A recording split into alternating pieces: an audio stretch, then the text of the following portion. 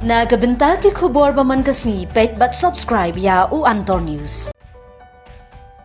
Kublay pi baro kinigilong ki khubor bamda kasni. Kakamri jingri jylla Meghalaya nagabenta ki nongrep kalong budlum ya kayo kakon hanrei kalong kabadang duna palat ban pendam. Katanat Animal Husbandry and Veterinary haringkat UMLA Kamausun Ram uba Olan Esun UBDO Kamausun Ram u Dr. Dilingdo kilahir shishnong hat maudan banai kajing hikai yikinong shangshnong halor ketika kam nagabenta kajing mentoy jongki. Hagabayadei bakatay kabenta na katanat Animal Husbandry and Veterinary Officer East Kasil District kalapanyat bat ay jing sngoto yikipat nongrep hashnong hat maudan menha kakat sautri unai win haying dorbar jong ketika shnong. Kajingwanra jongatanan Animal Husbandry and Veterinary yaka livelihoods program kalong ban kentiu yaka yok kakon.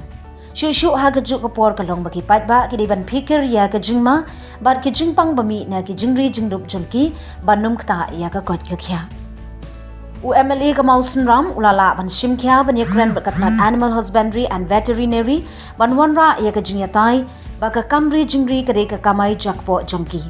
Tang badan kampat banyadai kamaryang bat nagi jingpang gibami na kimrat kimreng yathu ubasun lingba ka zoonotic disease and livelihood sustainable.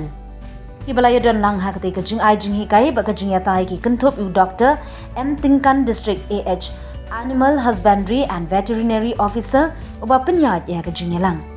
U Dr. Heliko Marang Director kum usimbut kongsan ban ai jing pren nalor u BDO Mausun Ramblong u Dr. D. Lingdo BDO u Dr. MK Marang katnad kakoit kakya bat ka Dr. TF Sangma AH and Veterinary usadar kamaudan uba HJS Camnon uladon lang.